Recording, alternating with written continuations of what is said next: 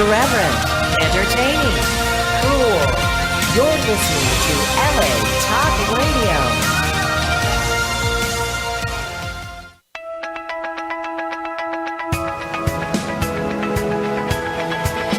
You're listening to Peace Fund Radio with Ethan Dettenmaier and Adrian Paul, right here on LA Talk Radio.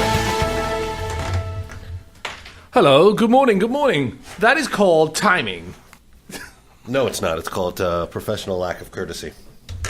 Oh dear. Walking in after your intro. It wasn't after my intro. I was right on my intro. That's called amazing time. Actually, my watch is totally wrong. Look at that. Look amazing. Where have you been? Where have I been? Stuck in traffic. There's like an accident on the 101. Oh, the traffic excuse doesn't cut it. It's good. It's at Los Angeles traffic. What are we talking about? I was actually just going to roll right into the Peace Fund clip because I didn't think you'd make it. I always make it. I'm here. I'm making it. Wow. Okay. Well, this is for those. Oh, sorry, Ethan's choking. He's choking with pity or something. Now, what is it you're choking with? I'm choking over some of the things I'm hearing out of you. It's making me cough. I haven't said anything yet. Wait till I really get rolling. Anyway, we exact timing. See, I've even got mentioned at Peace Fund Radio. Kudos to Adrian Paul's exact timing. Now Ethan's left the room because he's had enough. That's it. He's gone. I've got nothing else to say. Anyway, this morning we are actually going to be bringing you something from the Tulare Con. I had a great conversation with a few people there, and we had a show based on the entertainment industry and how it varies in different areas. We talked about last week about the animated industry, how it affects, and we talked about many different animated movies that possibly were actually positive or negative to a kid's education and actual influence on their societal behavior. The entire entertainment industry has a tremendous influence on American society. It does. It's huge. It doesn't matter. It's interesting because few movie stars, musicians, and sports figures were the entertainment models for generations during the 20th century. But today, the visual and auditory stimuli of the new media, it's kind of bombard most of our homes and communities. So, we are constantly reminded by radio, like we are on right now, TV, music, internet, of course, which is one of the biggest exploding media platforms at the moment. Some of this exposure is educational, it's positive, and it's directed at the appropriate level for young children. But a considerable amount of the current, should I say, content is violent in nature, provocative, and is presented sometimes in ways that is unsuitable for children's level of maturity. So what we did, we actually did a live show, didn't we, Ethan, at Tulare? We did. And we had a few guests. As you'll hear the guests as we play them, right, Ethan? Because you will hear the guests. He says with a slight smile on his face. Well, one of the guests is Red Skull, and we should point out that that's from Captain America. Yes. Probably not who we should have gone to in terms of asking about content-related It's material, actually interesting because you actually have Red Skull, which is and he does other stuff for you as well, doesn't he? Yeah, he does. I should point out, it's his real name is Chris Cecil, and he's a volunteer at our Christmas event every year for the homeless kids. Right. So, really good guy. Yeah, and this is a type of, I would say, monster in a sense. Yeah. Red Skull is a monster. It's a skull with red... A Nazi monster. Well, exactly. So, and it's interesting to hear some of his comments. Yeah. Obviously, he's not Red Skull per se, but, he's representing that. Did he do the interview as Red Skull? I'm not sure, to be honest. I think we're going to have to listen to that, aren't we? Hear it. Yeah, okay. So, should we play that for everybody? We're going to bring you this interview that was live at Tulare a couple of weeks ago, and then we'll be back at the end of it to sort of have a little recap, and also bring on John Bealey for a quick update on a couple of things. And so, Ethan, I'm going to leave this all to you. All right, here you go. Here's Adrian, Paul, and myself, Peace Fund Radio, live at Tulare Con. All right, and time for a special edition of Peace Fund Radio, supporting the Peace Fund Children's Charity with Adrian Paul of Highlander, War of the Worlds, Dark Shadows, and many more. Also, Marcus Choi is joining us of Sharknado fame. And we're here at Tulare Con to actually promote a positive children's charity and make the difference. Adrian, how are you? I'm good. This episode of Peace Fund Radio is basically all about how the entertainment industry affects our children. Do conventions like this, would you let your children do some of the conventions or watch certain programs that may be detrimental to either their education or their learning skills? What do you think? Well, I think Marcus, who has done, did Sharknado, will tell you that. But that's it. That's if art ever imitates life, it is in fact Sharknado. Right. And I think he would. You know who we need to ask? We need to ask Red Skull. Let's get an opinion of an expert. Let's have an expert. Let's get you on the mic here. There you go. Welcome. See, this would frighten my kids. So, would you allow your children to come here to have a face like that? Would that give them lasting impressions?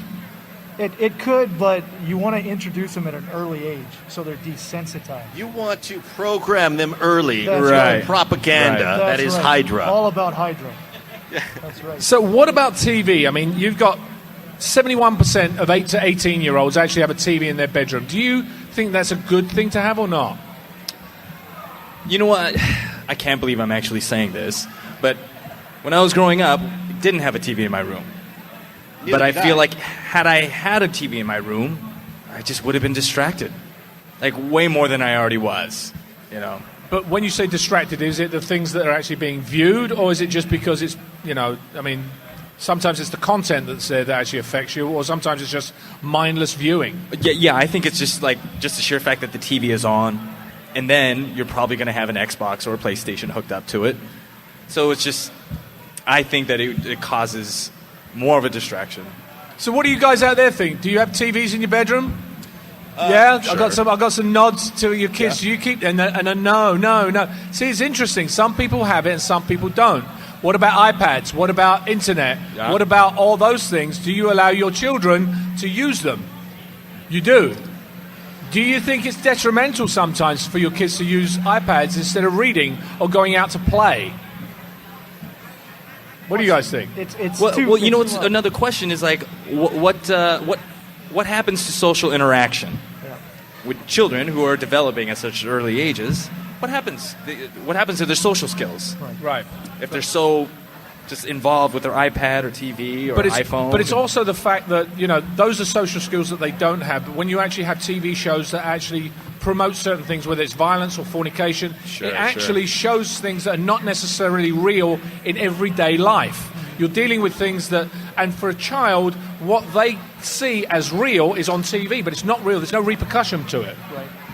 I think the major hazard right now is the internet, because even kids with DSs or pads or tablets or things like that, unless you're knowledgeable enough or have the controls on it, there's no limit to what a child can see. So at least with a TV, if it's in your own household and you're sitting with the children, it's one thing. You can regulate that. But when it comes to the internet, even the PlayStations and the Xboxes, the controls aren't there, the parental controls. So that's, as a parent, I'm more worried about that with my children than I am. But aren't you dealing with children? You're talking about watching kids on TV. If you're watching kids on TV, you're saying you're being able to regulate what they watch. But surely you'd be able to regulate what your kids watch on the internet as well, surely. Sure. You should be able to, yeah. I definitely think it's to the parents' discretion as well. Right. They actually say that there are 53% of households of 7th to 12th graders, there are no rules about TV watching. Do you guys have rules? Ethan, do you have rules on TV watching? Of course, I think every responsible parent has rules.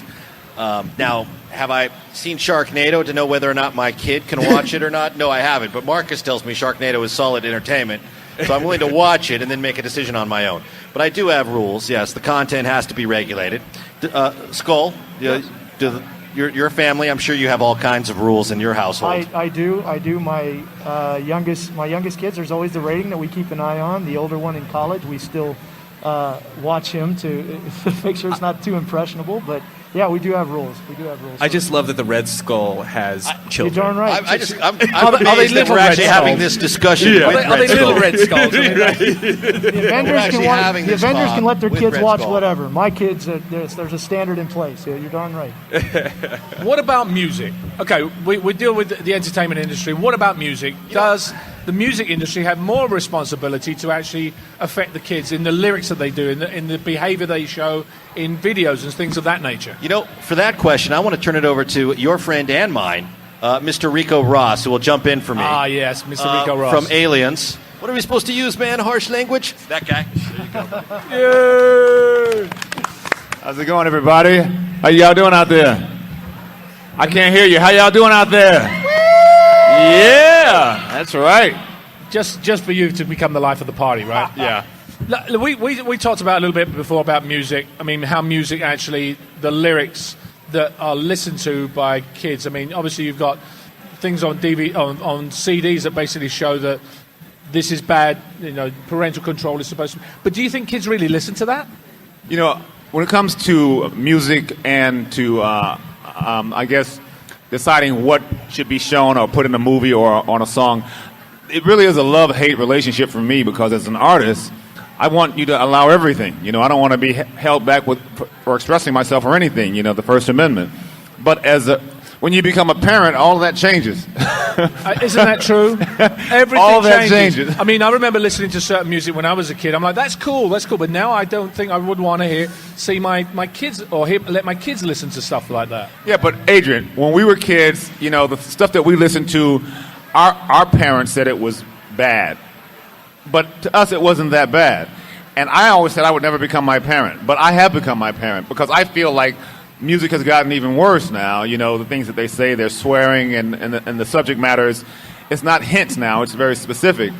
But, you know, there's no subtlety to it. Yeah, there's no subtlety to it, and there's no art to it a lot of times. Right. But, you know, my kids probably think I'm overreacting like I thought my parents were overreacting. Right. But I just think you have to use common sense, you know. You know, the interesting things you're talking about, our generation, etc. I mean, back in the 60s and 70s, music was about love. It was about hippies. It was about that type of thing. Today, it's not. It's entirely different. You've got Chris Brown, who wins an Emmy for showing somebody that he hits a woman without an apology. Yeah. Well, is that leading a bad example towards the kids that are our kids, your kids? Sure. I mean, how do you deal with that? Well, multimedia is part of it, too, you know. Yeah. Back then, things would probably happen similar to that, but now anything that happens that's bad can be blown up, and the press are going to use that because that gets viewers. I still think that there's no substitution for good parenting, too. I also think that everything is so accessible now, and so you can try. Like, I definitely agree with you as far as parenting goes, but you can try as hard as you can, but it's so easy to find anything you want to see online now. You go on YouTube, you type in a song that you like, you can watch it. Dude, the best free porn site I ever seen, I got from my son. Catching him and having it on his computer. And, you know, he was only a teenager. I was like, I didn't even know this existed. So do you think Don't ever do that again, son. Now, what's that WW what? So, hold on a second. So basically, there was no control on this site on the internet, you're saying? Dude, you put in anything you want and you could see it free. Google it. Right. Anything. I could not believe it. Animal, whatever. You put it in there free. But, you know, it's also the repercussions, because basically you're teaching kids that you don't have to admit something bad that you've done, and basically that's the way you should live your life. And I think that's the media and the music companies and celebrities should be aware of that type of thing. Well, I'll say this, Adrian, because this speaks to everything that you're talking about. It used to be that you tell people, don't talk to strangers. Now they are in your child's bedroom with the door closed. And your kid can get onto any site he wants. He can talk to anybody he wants. So it really does require you being a proactive parent if you don't want your kid to be exposed to things too soon. Right. I lived in Europe for a long time, as you know, and I think Americans are probably a little more careful about nudity and certain things than Europeans. But I do think, you know, there's no excuse for good parenting. There's no substitution for it, and you have to look at your child and their age and use common sense. You know, you talk about common sense because when Highlander was on, it was voted the most violent show on TV. Now, we're talking 20 years ago. Now, it was tame compared to what's on there now. Yeah. So tame. I mean, you really... and I've never seen Highlander. No, you weren't on it either, were you?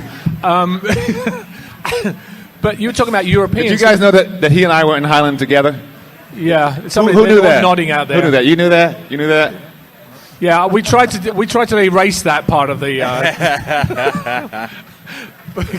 Yeah, no, he wasn't there. We also used to dance together, but we'll leave that going too. But you're talking about the Europeans. The Europeans actually, in Europe, it was more about the sexual explicit stuff rather than violence. And whereas in America, there wasn't. You could see more violence on TV. You could, without, to me, the sexual part of it, in a sense, the love, is much more what you should be teaching a child rather than the violent part of the aspect. Sure. A French guy once said to me, he said that, he was a little anti-American, but he did raise a very good point. He says, in America, Americans would be more comfortable stabbing a breast than seeing it caressed on television. And I thought that's probably true, too. What do you guys think? It's a tough call that, because, it's an opinion, but we've actually had that issue about, we're talking about violence in kids and how it affects them, but should you be showing kids about love and the sexual part of things, but teaching them correctly rather than showing them the violence and the action and all that type of stuff? Well, we've done action movies, so in a sense we're part of that. I just think that we have to understand that the human body is a natural thing, and that whenever you see it, it doesn't necessarily mean that it's sexual. There was a big fuss about a woman breastfeeding her child, and there was a lot of media about it, and that's one of the most natural things in the world. But someone disapproved of it because they saw it as sexual when that was their issue, Sure. Now, Red Skull, when you are doing your criminal activities, do you allow your children to watch your behavior within your organization? I separate work from home. Sure. You know what? You're a good parent. I totally That's separate good parent. that, right. And I know that one day my children are going to make mistakes. Yeah. I just have to teach them the best I can, because they're going to make mistakes. Sure, They're going to mess up. But am I going to give them enough knowledge in their life to make the right decision? Like when your child steals a cookie from the pantry. Exactly. How does the Red Skull reprimand if it's not his my son? cookie, What's the Red it's Skull okay. do? Yeah, if it's not your cookie, it's all right. It's not my cookie. But as long as I'm teaching them, though, when they're away from me and they're out of the house, that they're able to make that right decision, they have the right tools. But I expect them to mess up. I messed up. Everyone messes up when they're younger. So. It's parenting. So hold on a second, guys. You all guys, obviously Ricco has kids. Yeah. You have kids. Do you have kids too? I do not. I have nieces. Okay, that's good, because you can give those back. Yes. Right? Yeah. Okay, yes. I got that. Yeah. At the end of the day. Yeah, I used to do that. I used to be able. The funny thing is when you they say, I used to be able. It was great. It was like other people's cigarettes. You could just like OPs, but. You were able to sort of separate, but you never really got the fact, until you actually have children, responsibility as a parent that you should have to this little thing that's going out there, because they are a reflection of you and what you give them. Right. So I think you really have to be aware of that as you grow up. Sure. So to me, I think it's parents should be much more aware of what they're allowing their kids to watch, where they're allowing them to be. And I think that the entertainment industry doesn't really look at that. Right. Let's talk a little bit about sports. Love it. Because everybody watches sports, right? Football games, basketball games. Do you think they are detrimental to a child's environment or behavior? I do not. Okay. What about you, Ricco or Red Skull? There's a reason Skull. why I'm asking this. I think they're fine. I like football. I like the hitting. I like the raw aggression. I like the basketball. There isn't a sport that I don't like. Rugby, I really like. Rugby, I really like. Love rugby. What about you, Ricco? I think they're fine too. As a matter of fact, I think they're healthy. I think they teach kids how to win with grace, and also that when you lose, that's part of life. Sometimes you don't always win. Sure. All right, so now let's go to the next question as to when you're watching these events on TV, etc. You watch the commercials in between the times, right? Do you let your kids watch those commercials? Well, if I'm honest with you, I Devo everything. I never watch anything live. Right. I just click fast forward on my DVR. I don't even see my own commercials. You do commercials? Fast forward. What about you, Red Skull? Do you let your kids watch the commercials in between, like the basketball or the football games or anything else that's going on? No, I fast forward too. DVR. I don't have the patience for commercials. Okay, that's good. But what about the people that don't? Because when you're looking at it, what is not really understood is that a lot of the advertisers drive the football games. They sponsor the football and the basketball and the salaries of all the players that are involved in that. And yet what they're doing, the majority of the people that are watching are kids. Yet all the advertising and the commercial could be about alcohol. Right. And yet we don't really look at that because it's almost subliminally put underneath the radar from us as parents. We don't get it that there are other issues going on that are actually affecting our children. Sure. Have you ever thought about that? I mean, I didn't until I saw some of the statistics. Well, what's funny is I kind of like recently I've kind of changed my perspective on what sports are like. And if you think about it, it's basically an hour-and-a-half long drama called the NFL, right? And you go and you watch this TV show of these guys battling it out. Real-life drama. You know what I mean? And during that time, you hear about different things that are happening. Like a lot of players are getting drug tested, and they get suspended for X amount of games for smoking marijuana, right? And yet, they have the beer companies that are promoting different commercials during the games and selling alcohol at the games. Right. You know what I mean? So it's... Because we're so, like you said, we're so used to seeing the alcohol, exactly. the Budweiser and all that. It's kind of a part of it, which means they've conditioned us to accept it as a part of it. Sure.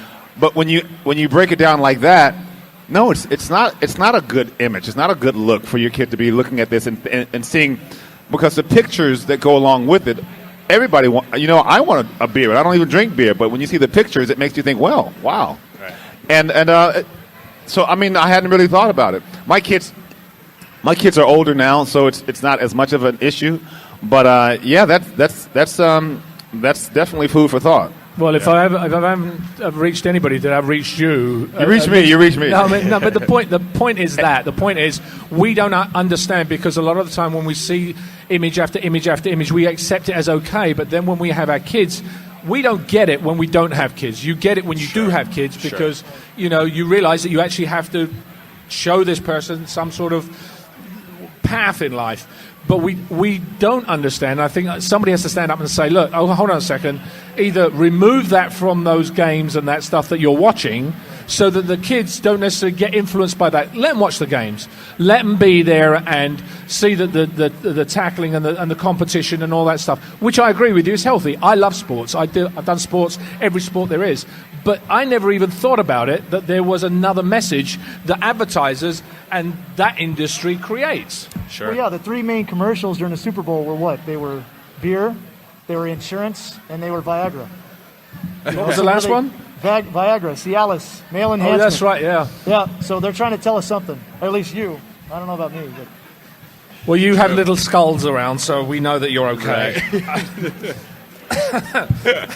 No, I also agree with you that that there is a huge hypocrisy to sit there and make such an issue over a player getting drug tested when we're showing drugs after that in the commercials, because that's all alcohol is. It's another drug. It's another form of drug. And it's really who gets to say which is a good drug and which is a bad drug. Not only that, if we're going to talk about the commercials, let's talk about the pharmaceutical companies. Sure. I let my kid. Now, this is something I did do when my kid was younger. I asked him to look at this pharmaceutical commercial. I don't even remember what it was. But the pictures was of people riding horses and on the beach and all that. And they were looking at it, and I said, what do you think about this commercial? This is a great commercial. And then I said, now I want you to turn your back away from the television, and I want you to just listen to the disclaimer. Right. And the disclaimer was like... The side effects. The side effects alone. Rectal bleeding. Frightening. All this horrific stuff. That gets me, I laugh so hard. I mean, seriously, when I hear that, it's rectal side effects and blindness and death, and I'm like, what?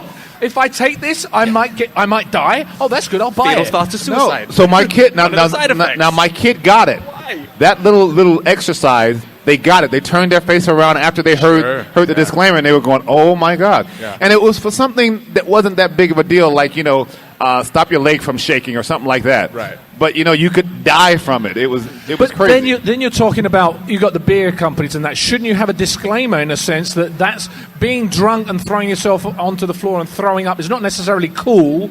It's like it can have an adverse effect to your health. I mean, isn't that the same thing?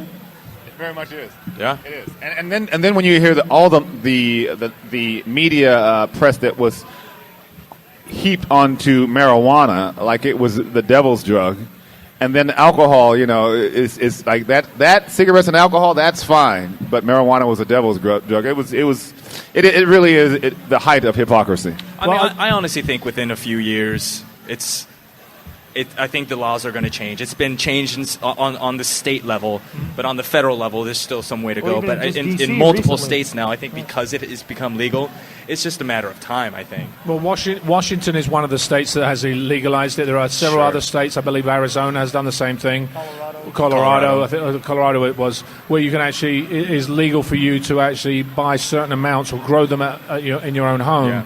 That type of, but again, is that detrimental to your kids? Should they? Okay, you're talking about a whole nother thing now, which is we're talking about drugs. Drugs are drink or they are marijuana. It's still the same thing. Should you either allow your kids to do that, or should you actually teach them how to do that? Because marijuana does have a bad effect in a lot of cases.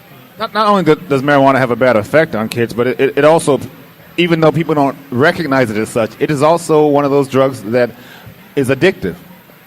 And I think that marijuana should be treated a lot like alcohol, but I also think that kids, especially boys, they have a tendency to have ADD just naturally, and to have a young boy at the time when he's supposed to be developing an ability for discipline.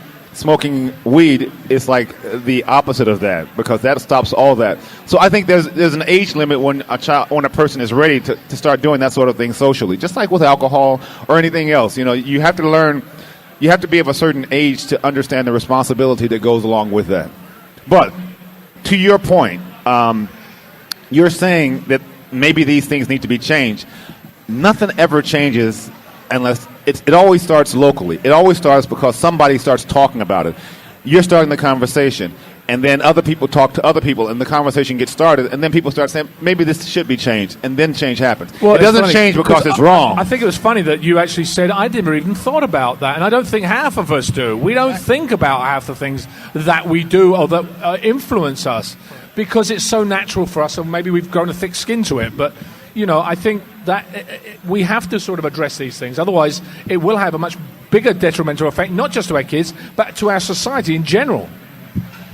Good point. Let's talk a little bit more. We talked about, advertisers, which then go to broadcasters. Now, broadcasters, the networks that have changed these past few years since, I was a young actor on TV.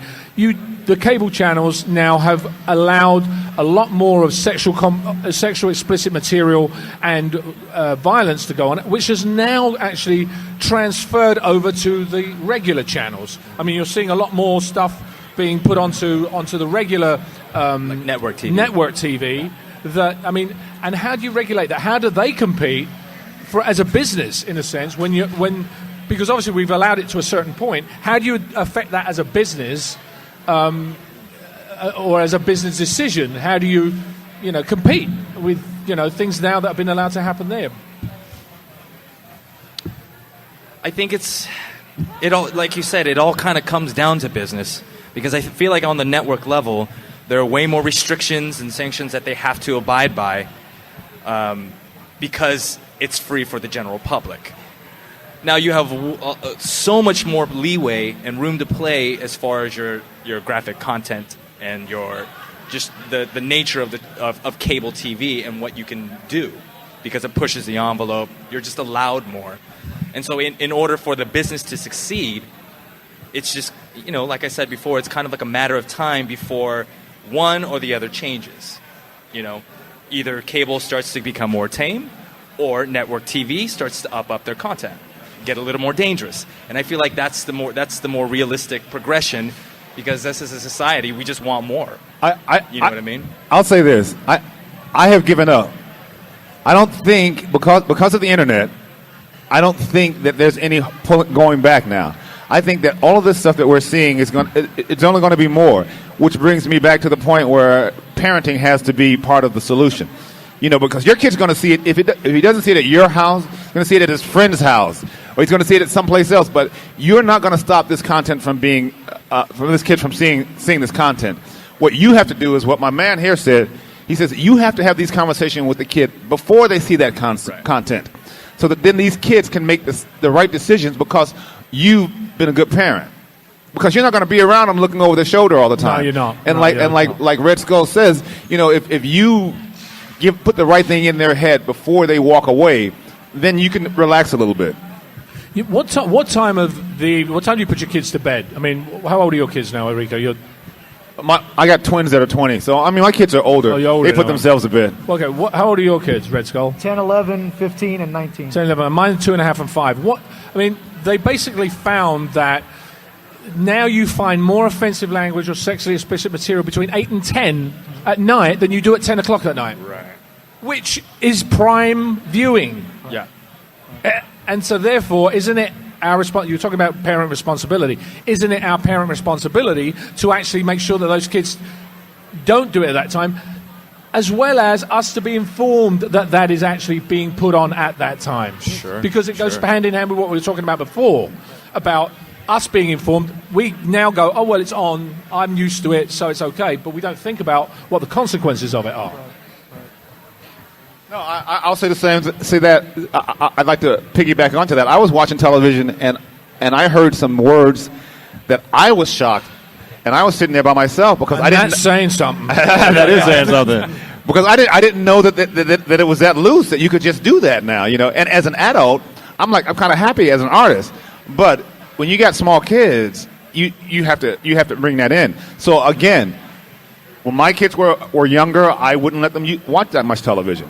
I would give them games. And somebody, I heard someone say before I got up here, that, you know, you want your kids to go outside. You want your kids to be able to interact with other people. So they can't just be sitting in front of a screen all the time. And that's what the parent has to do. And if you teach them the positives of interacting with other people and going out, then they won't be stuck in front of that, playing that game all the time. Games are fine, but I think that you have to find a good balance as a parent.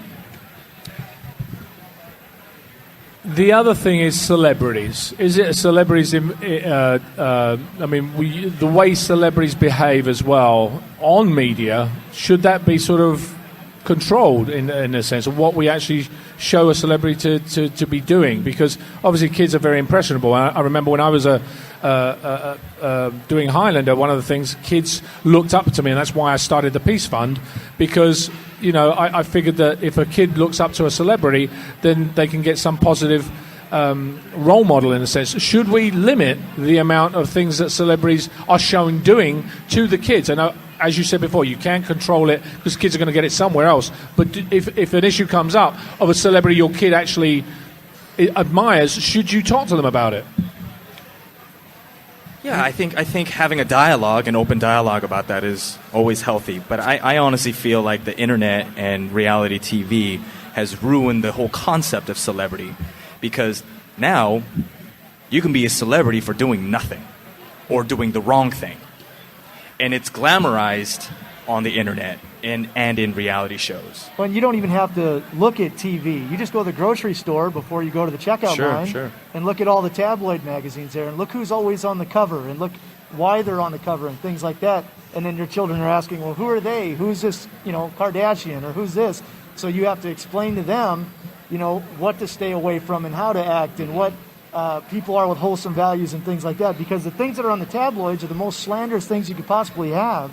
And most of the time, not even true. And it's the same thing as what we do. I mean, we watch news. When the news comes on, it's rarely about something great that happened. It's usually about a disaster or somebody shot somebody or something else. So basically, why is it that we have things like showing the bad behavior of somebody like Miley Cyrus instead of glorifying somebody that actually is doing something positive as a celebrity? Why is that? Why do we do that as people? I think as society, I can't remember what movie it is, but they always said if it bleeds, it leads. That's what people are talking about. And that's what news is. 90% of the news is something bad, and then they might have one good story at the end of it or something like that. That's society. The talking here is something that can change that. But that's society in itself. What do you guys think? Do you think that's right? Do you think, Ricco. some of the common problems, you can't control what a celebrity does, but can you control how the media actually exploits what they do for their own business gratification, in a sense? I wish I could. I wish we could. I mean, if there were a way to do that, it would start with, again, locally. It would start with people saying, enough of this. I'm not going to sponsor this. I'm not going to view this. And then there'll be some change.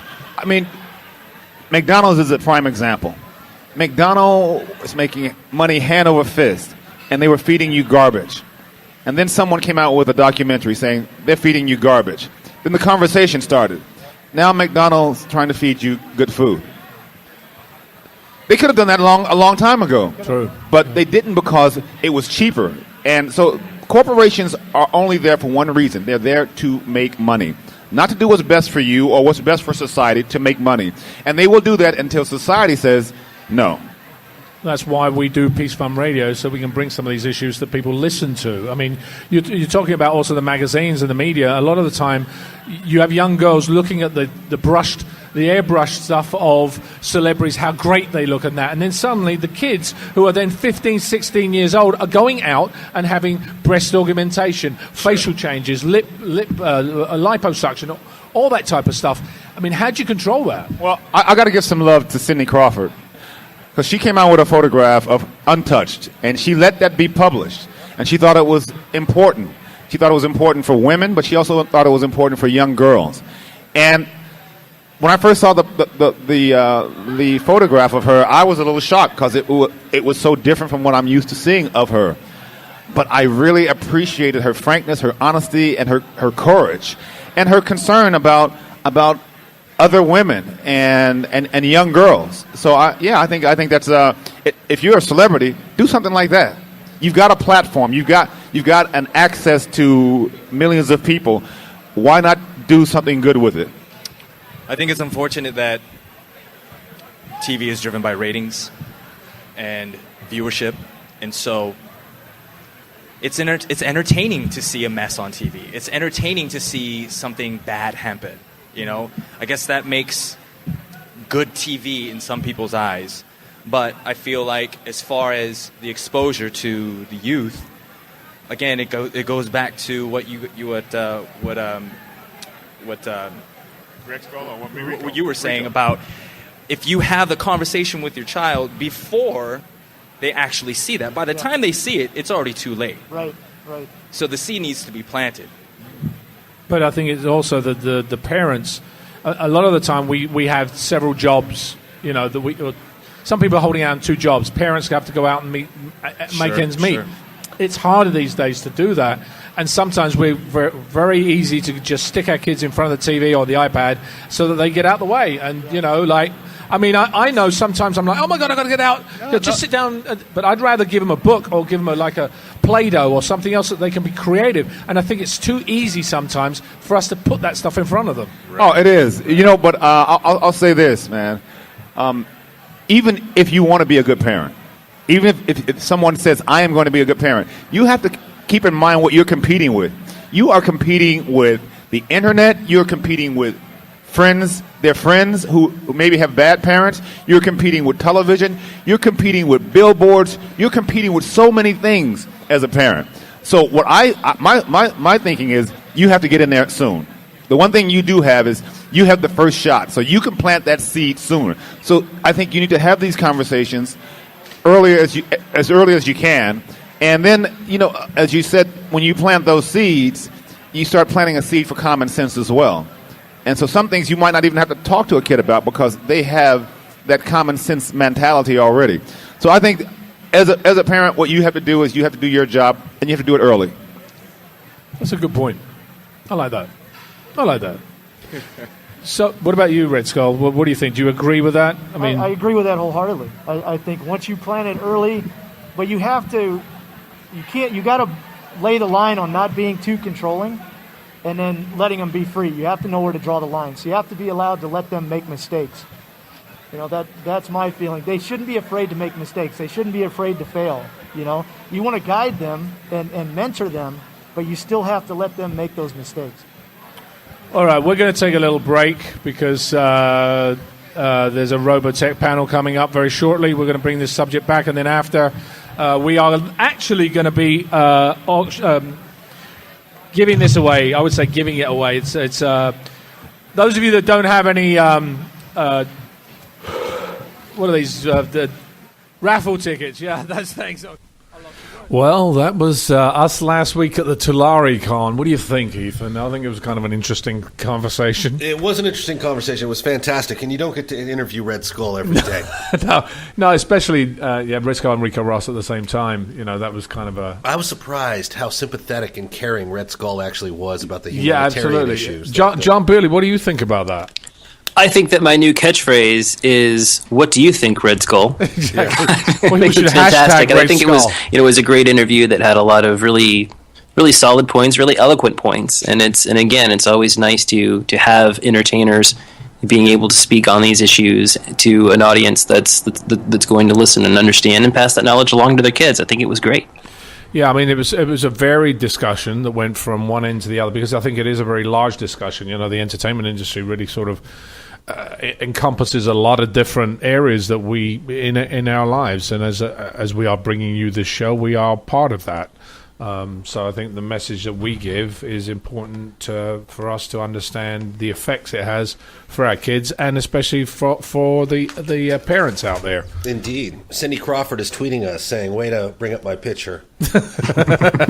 That's nice. I wish Cindy Crawford would be. Imagine the millions of people that would be following us at this point.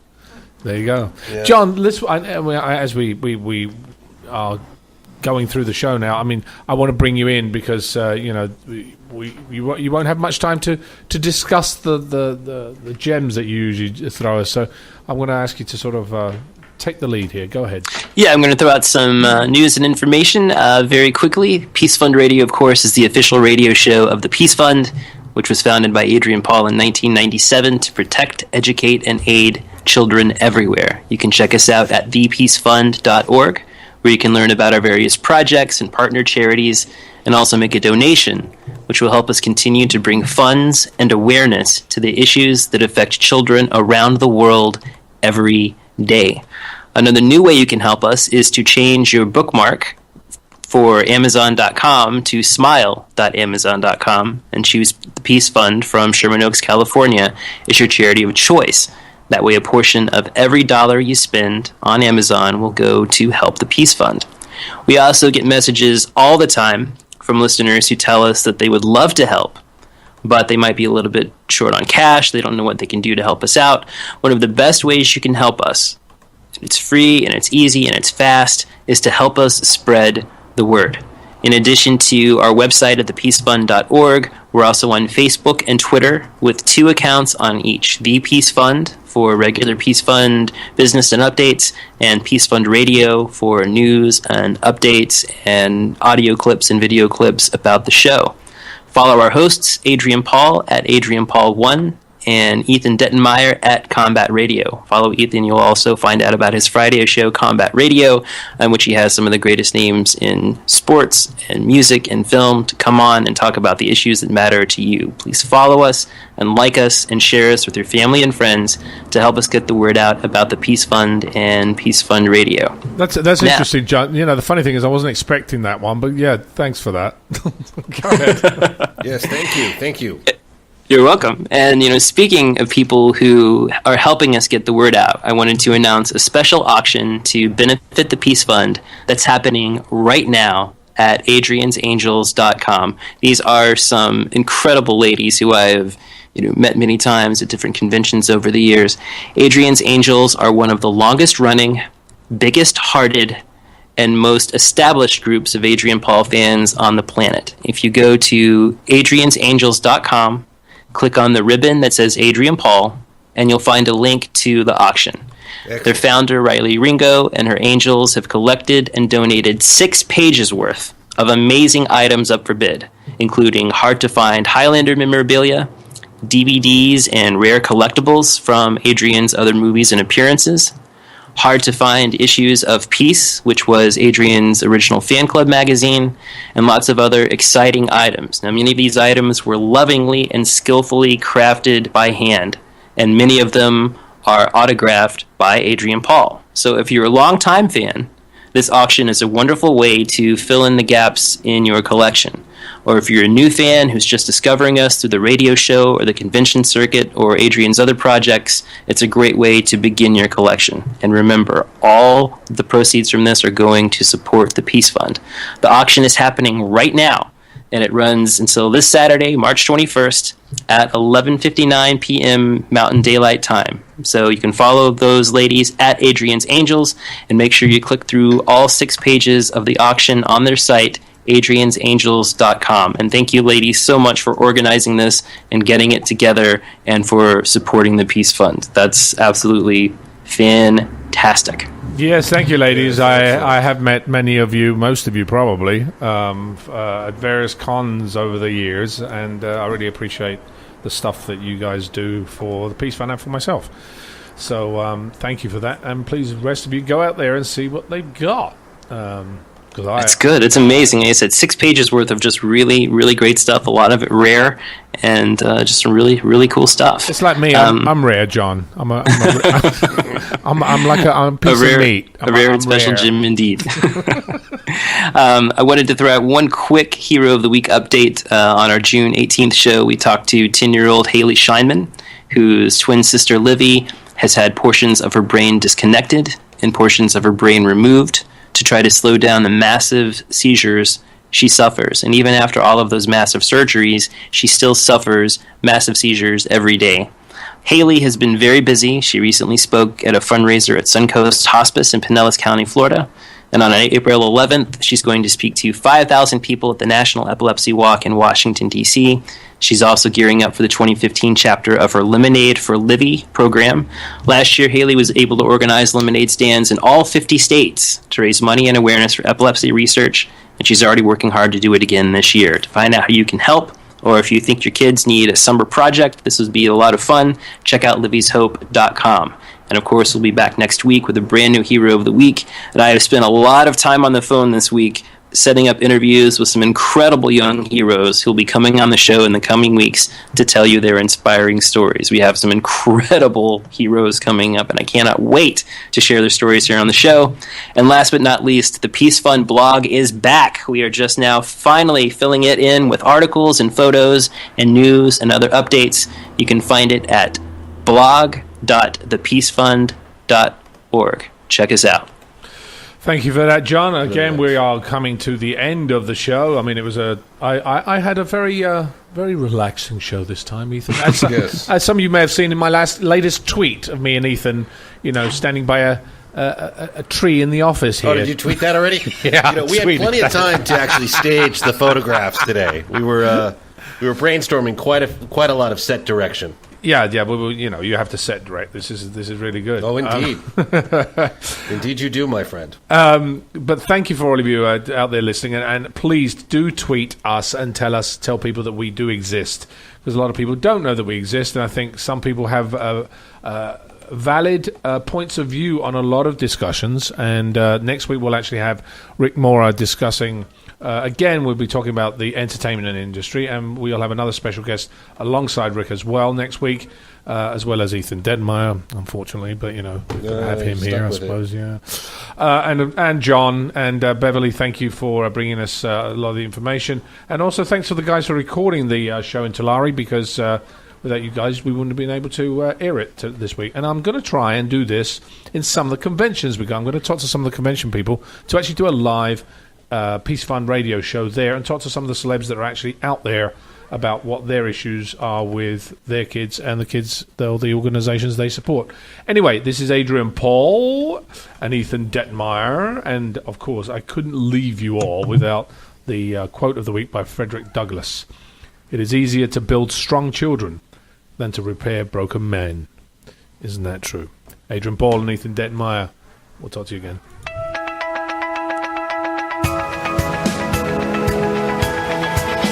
You're listening to Peace Fund Radio with Ethan Dettenmaier and Adrian Paul, right here on LA Talk Radio.